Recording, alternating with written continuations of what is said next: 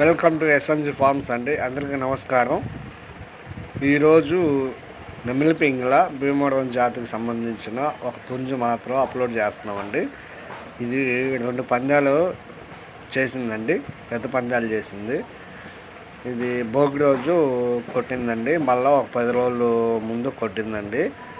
చిన్న చిలుకలు ఉన్నాయండి, మానిపోయాయి. ఇవి మాత్రం ఓన్లీ ఇప్పుడు మాత్రం బ్రీడింగ్ పర్పస్కే పెట్టామండి దీన్ని.